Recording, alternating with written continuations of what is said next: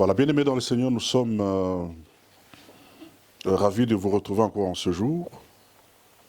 Nous vous saluons dans les précieux noms de Jésus.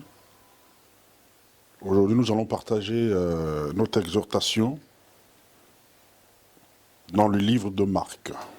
Nous l'avons tiré du livre de Marc, Marc chapitre 16, versets 1 jusqu'à 7. La Bible dit ceci: lorsque le sabbat fut passé, Marie de Magdala, Marie mère de Jacques et Salomé achetèrent des aromates afin d'aller embaumer Jésus. Le premier jour de la semaine, elles se rendirent au sépulcre de grand matin, comme le soleil venait de se lever. Elles dirent entre elles: qui nous roulera la pierre loin de l'entrée du sépulcre? Et, levant les yeux, elles aperçurent que la pierre, qui était très grande, avait été roulée. Elles entrèrent dans le sépulcre, virent un jeune homme assis à droite, vêtu d'une robe blanche, et ils furent épouvantés. Ils lui dirent: ne vous épouvantez pas. Il leur dit: ne vous épouvantez pas. Vous cherchez Jésus de Nazareth, qui a été crucifié, il est ressuscité, il n'est point ici. Voici les lieux où on l'avait mis. Verset 7. Mais allez dire à ses disciples et à Pierre qu'il vous précède en Galilée. C'est là que vous le verrez, comme il vous l'a dit. Voilà, bien-aimés, c'est sur base de ce passage que nous allons essayer de partager notre exhortation de ce matin. Mais je voudrais commencer par relever 2 ou 3 points avant d'entrer dans le vif de notre message. Premièrement, je voudrais dire, c'est une vérité que je vais publier, qu'il est possible de réellement aimer Dieu, mais ne pas être en mesure de faire sa volonté. Il y a des gens qui sont sincères, qui aiment vraiment le Seigneur, mais ils se sentent incapables d'accomplir la volonté de Dieu, de marcher selon les préceptes de Dieu, de marcher selon les ordonnances divines. Mais aimer Dieu, il l'aime. Si tel est votre cas, j'aimerais vous exhorter ce matin. L'apôtre Paul dit: le bien que je veux faire, je ne le fais pas. Mais le mal que je ne veux pas, c'est ce que j'ai fait. Et puis il lance un cri de détresse. Il dit: misérable que je suis. Qui me délivrera de ce corps du péché? Donc je voudrais vous dire, bien-aimés, le Seigneur est capable de vous rendre fort, de vous donner les capacités pour que vous marchiez selon sa volonté, pour que vous marchiez selon ses préceptes. Tout relève de la disposition de votre cœur. Donc quiconque aime Dieu, mais n'arrive pas à accomplir la parole de Dieu, n'arrive pas à marcher selon la volonté de Dieu, doit être sincère devant le Seigneur, reconnaître qu'il est incapable, qu'il est impuissant, pour que le Seigneur le rende capable. Parce que le vouloir et le faire viennent de lui. La deuxième vérité que je voudrais publier, c'est que dans la vie, ne soyons pas pressés de condamner les gens. Ne soyons pas pressés d'enterrer les gens. Parce que un frère a fauté, une sœur a fauté, on le condamne et on le disqualifie. Non, bien-aimé. Jésus a dit à cette femme adultère: moi non plus je ne te condamne pas, mais va et ne pêche plus. Voilà cette pédagogie de Jésus, cette méthodologie du Seigneur a sauvé cette femme. Donc, en tant qu'enfant de Dieu, serviteur de Dieu, chrétien, chrétienne, le Seigneur nous appelle à aider et à soutenir les faibles et à les ramener au Seigneur, à les récupérer. Dieu veut les récupérer. La troisième chose que je voudrais relever, c'est que dans ce passage, Marc donne des précisions que les autres évangiles n'ont pas données. Et les biblistes disent que Jacques avait un style vivant et en même temps pittoresque dans ses écrits. Donc le style de Marc était un style vivant, c'était un style pittoresque dans ce qu'il a écrit. Donc quand vous lisez Marc, vous allez voir certains détails que les autres n'ont pas donnés. Quatrièmement, c'est que ici, Marc relate un des épisodes cruciaux dans la vie de l'apôtre Pierre. Il relève certains aspects importants dans le ministère de Pierre. Pierre était un homme qui avait pris la prépondérance sur les autres disciples. Et vous allez vous rendre compte, on parle beaucoup de Pierre. Donc il avait pris la prépondérance autour de Jésus par rapport aux autres apôtres, par rapport aux autres disciples qui étaient là. Mais dans Marc 16, que nous venons de lire, Jésus venait d'être enterré dans une grotte, dans une tombe qui appartenait à un conseiller de distinction, une grotte qui appartenait à un membre influent du Sanhédrin, appelé Joseph d'Arimathée. C'est là qu'on a placé les corps du Seigneur et on a roulé une grosse pierre à l'entrée de la tombe. Et certains biblistes disent que c'était une pierre de plus ou moins 2 tonnes, donc plus de 2000 kilos, et c'était difficile à l'homme, à main nue, d'enlever cette pierre qui était à l'entrée du sépulcre de Jésus. Alors, ici, la Bible parle de quelques femmes, parmi lesquelles Marie de Magdala, Marie mère de Jacques et Salomé, qui sont allées très tôt matin avec l'objectif d'aller embaumer les corps du Seigneur. Et la Bible dit que pendant qu'elles y allaient, elles se disaient entre elles, « Qui roulera pour nous la pierre à l'entrée du sépulcre ?» Et ayant levé les yeux, ça c'est une précision de taille, elles aperçurent que la pierre qui était très grande avait été roulée. Et là, c'est un autre enseignement, mais ça ne nous concerne pas aujourd'hui. Alors, c'est très important, bien-aimés. La pierre avait été roulée. Et lorsqu'elles arrivent, elles entrent dans les sépulcres, elles voient un jeune homme habillé en blanc, qui était assis à droite.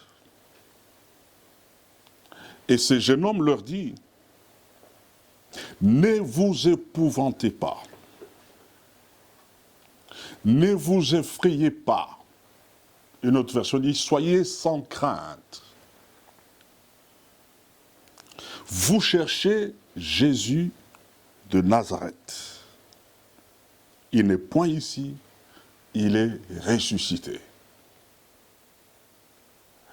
Et ce jeune homme ajoute et dit, allez dire à ses disciples, mais il ne s'y limite pas là-bas, il dit, et à Pierre, qu'il est ressuscité. Et il vous attend en Galilée. Il dit, allez dire à ses disciples et à Pierre. Pourquoi le Seigneur, par l'entremise de ce jeune homme, de cet être divin, a dit, dites aussi à Pierre. Pourquoi cette précision? Pourquoi cet ajout? Bien-aimé dans le Seigneur, ce n'est pas anodin. Cet ajout de Pierre, parce que Pierre était aussi disciple. Donc quand le Seigneur dit, allez dire à Pierre, donc Pierre, allez dire aux disciples, Pierre y compris. Mais il ne se limite pas à ça. Il dit, et à Pierre. En lisant, ça paraît être superfétatoire. Mais non, c'est une précision de détail. Parce que il y a quelque chose que le Seigneur poursuivait avec Pierre. Il dit, allez dire à ses disciples et à Pierre. Je voudrais parler un peu de Pierre. Pierre était juif, mais de Galilée. Retenez ça. Il était juif, mais de Galilée. Pierre était un homme audacieux et intrépide. C'était un fonceur, Pierre. Pierre était aussi un homme qui avait une sorte de déséquilibre notoire. Parce que le matin, il peut présenter un visage et le soir, il présente un autre visage. Donc, il était déséquilibré. Pierre avait en lui un mélange de qualités et un mélange de défauts. Les qualités, il en avait. C'était un fonceur, c'était un homme de foi, c'était un homme audacieux, c'était un homme courageux, c'était un homme intrépide. Mais il y avait aussi un mélange de défauts en lui. Parce qu'on va essayer de parler un peu de Pierre. Vous voyez, même quand les gens sont venus arrêter Jésus, comme si c'était un brigand, pour eux, Jésus était un dangereux prétendant messianique, ils sont venus pour l'arrêter. La Bible dit que Pierre a coupé l'oreille d'un de ces gens. Donc c'était un homme qui était courageux, il était prêt à tout pour le Seigneur. Et il a dit à Jésus, tout le monde peut t'abandonner, mais moi, je ne t'abandonnerai pas. Mais quelques heures seulement plus tard, lorsque le Seigneur se retrouve dans la cour du souverain sacrificateur, il était déjà arrêté, on était en train de le juger, le lendemain, la sentence allait être prononcée. La Bible dit que tous l'abandonnèrent, Pierre aussi. Mais comme sa conscience était en train de travailler, il avait dit à Jésus, je ne t'abandonnerai pas. Il a suivi quand même de loin, jusque dans la cour du souverain sacrificateur. Et là, une femme l'a reconnu. Cette femme a dit, toi tu étais avec cet homme. Pierre a nié. Cette femme a insisté pour la deuxième fois, elle dit, mais tu étais avec cet homme. Et lorsque Pierre s'est senti acculé par les questions de cette femme, la Bible dit qu'il a même fait des imprécations. Il a juré qu'il ne connaissait pas le Seigneur. Et lorsque il a juré ainsi, il a fait des imprécations, les coqs ont chanté. Parce que le Seigneur lui avait dit, tu me renieras 3 fois avant que les coqs ne chantent. Et quand les coqs ont chanté, les yeux du Seigneur et les yeux de Pierre se sont fixés. Pierre n'a pas pu regarder Jésus. Il a regardé en bas. Il s'est levé. Il est sorti, la Bible dit, pleurant amèrement. Une autre version dit, il était secoué au-dedans de lui-même. Il n'en revenait pas. Lui qui disait au Seigneur, je ne peux pas t'abandonner, tout le monde peut t'abandonner. Mais là, cet homme fort, cet homme audacieux de Pierre, venait de renier le Seigneur. Et il a commencé à pleurer. Il s'est senti au plus bas. Il s'est senti diminué. Il s'est vu un moins que rien avec cette déviation de trajectoire. Parce qu'il ne pouvait pas croire en ça. Il disait à Jésus, je ne t'abandonnerai pas. Mais ces jours-là, Pierre a connu une déviation de sa trajectoire. Il dit, je ne les connais pas. Et il fait des imprécations. Il a commencé à pleurer. Il a pleuré, il a pleuré, il a pleuré. Il s'est culpabilisé. Et je voudrais relever un élément important. Qu'est-ce qui a amené Pierre à renier le Seigneur? Tout a commencé à Gethsémani. Lorsque le Seigneur priait, il revient vers les disciples, il dit, mais vous n'avez pas pu prier même 1 heure. Il réveilla le Pierre.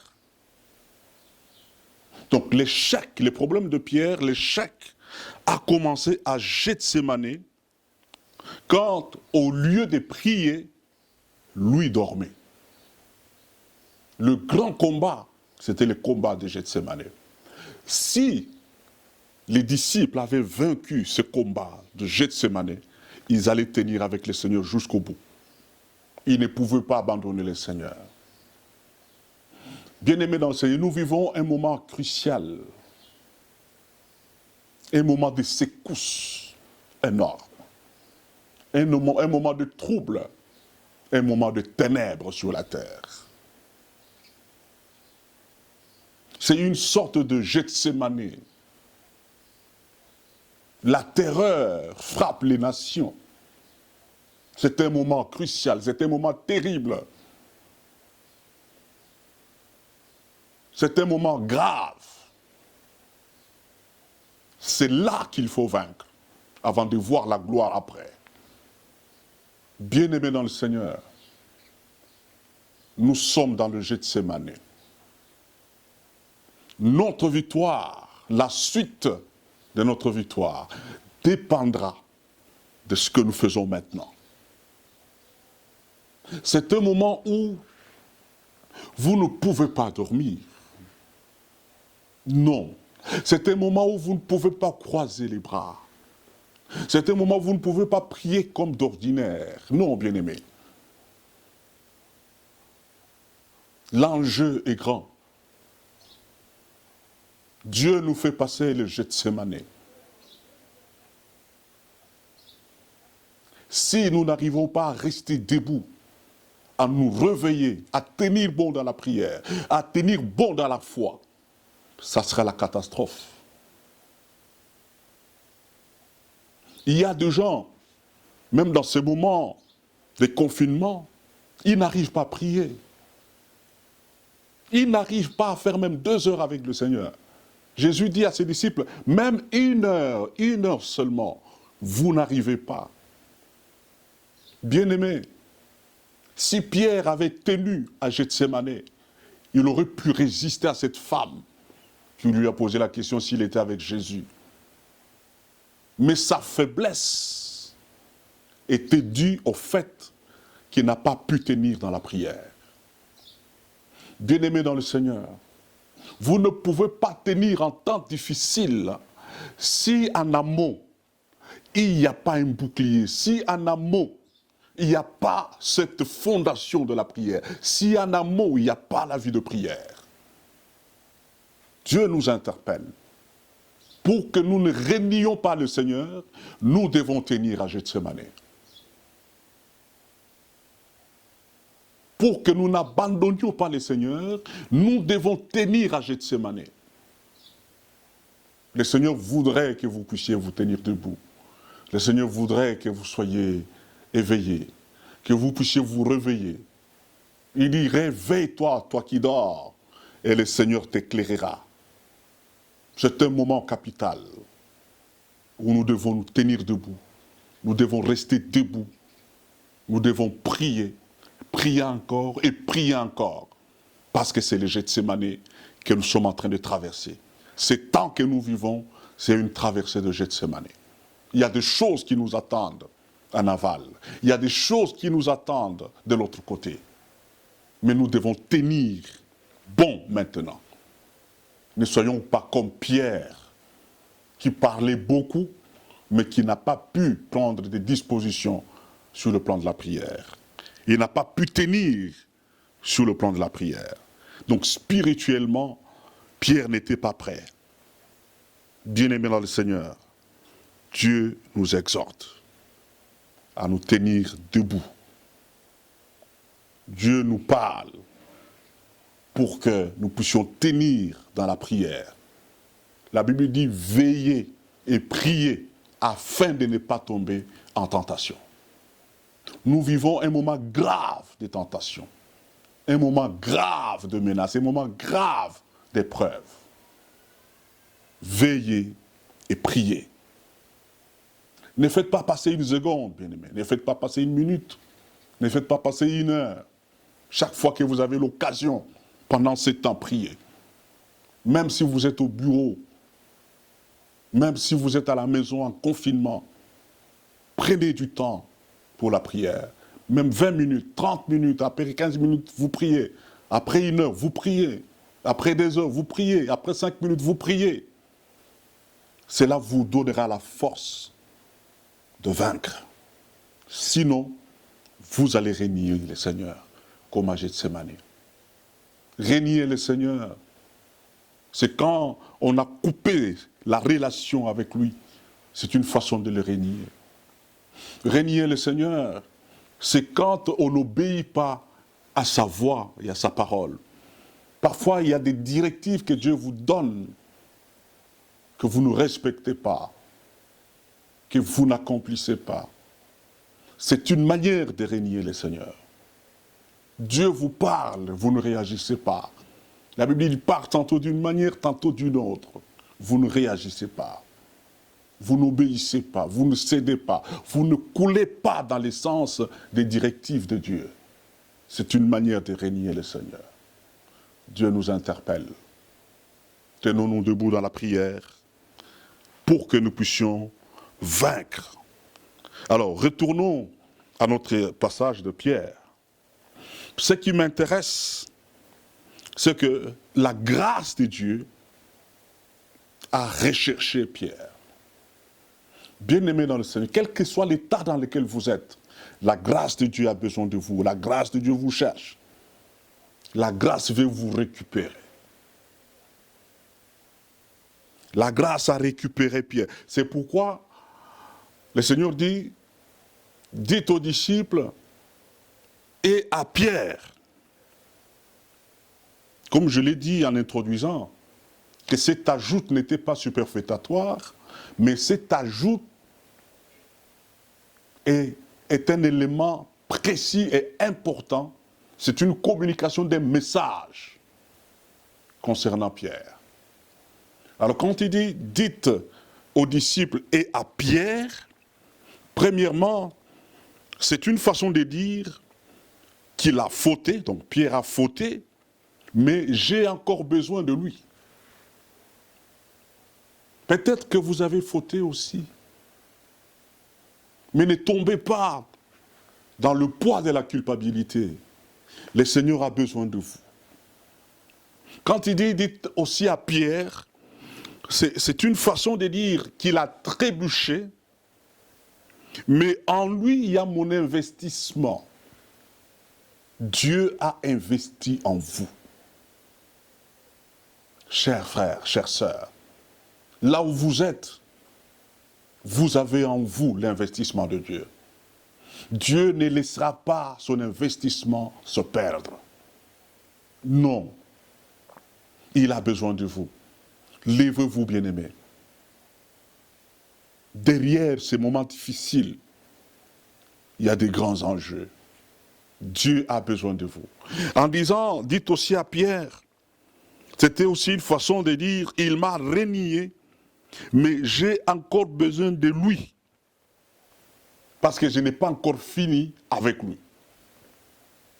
Bien-aimé, Dieu n'a pas encore fini avec toi. C'est pourquoi, quoi qu'il arrive, tu ne tomberas pas. Quoi qu'il arrive, tu ne mourras pas. Parce que Dieu n'a pas encore fini avec toi. Dieu a encore une mission avec toi. Dieu a un travail avec toi. Et cette parole qui dit, non, je ne mourrai pas, je vivrai et je raconterai les œuvres de Dieu. Cette parole s'accomplit dans ta vie.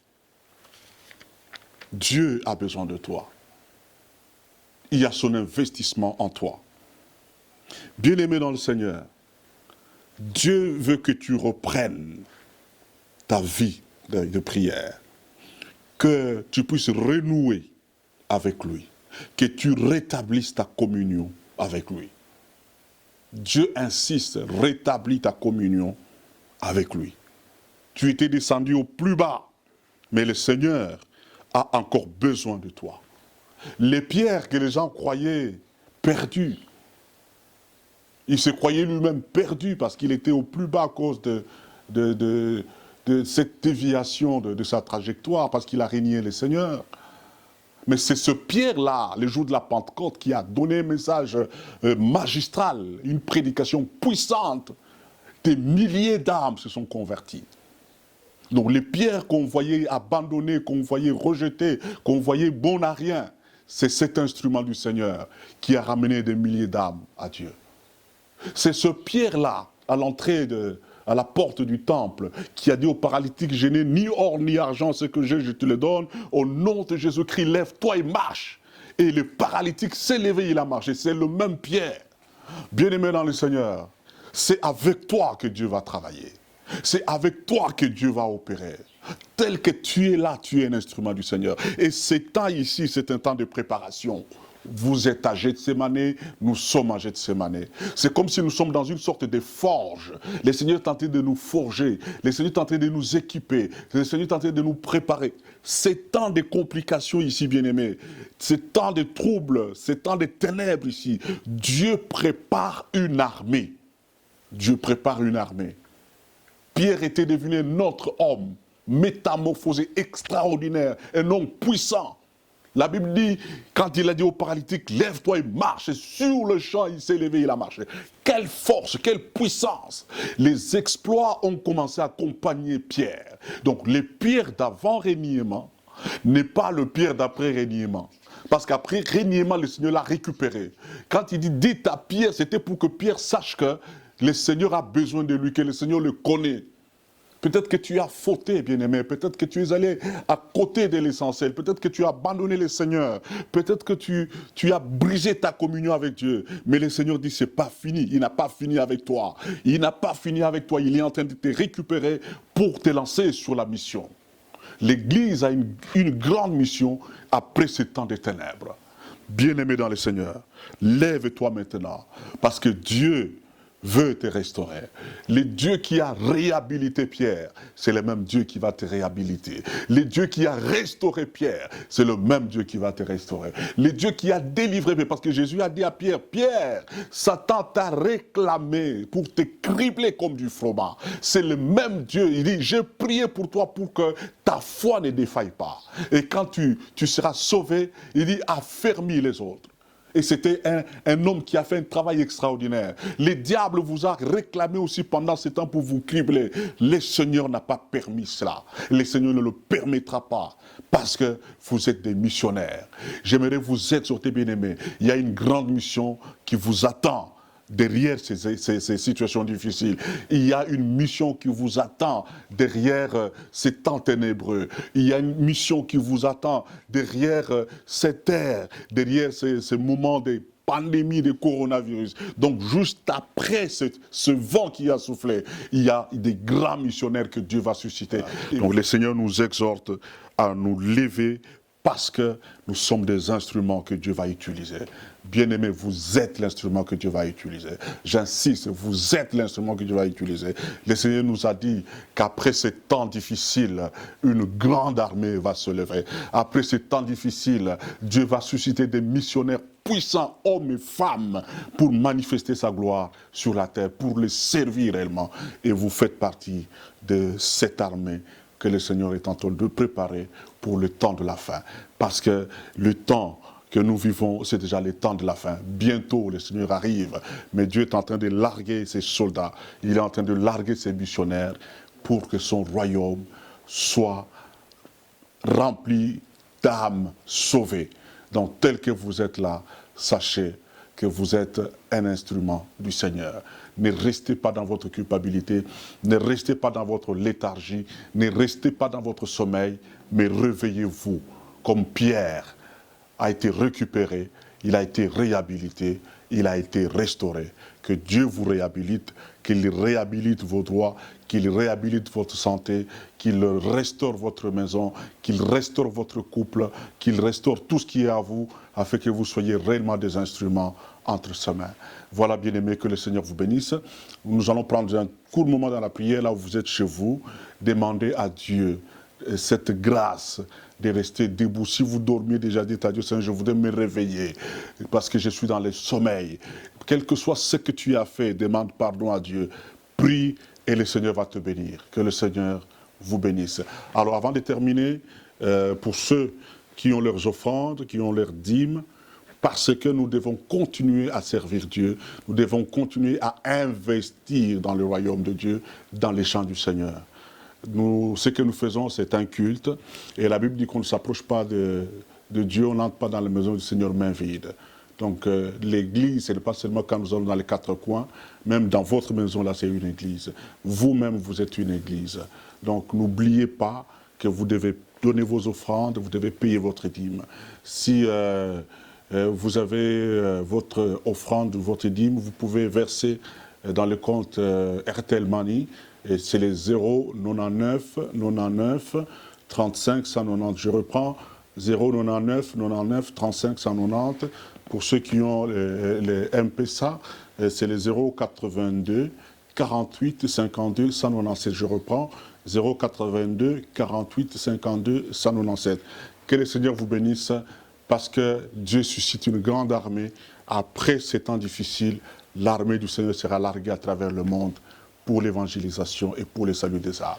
Que Dieu vous bénisse.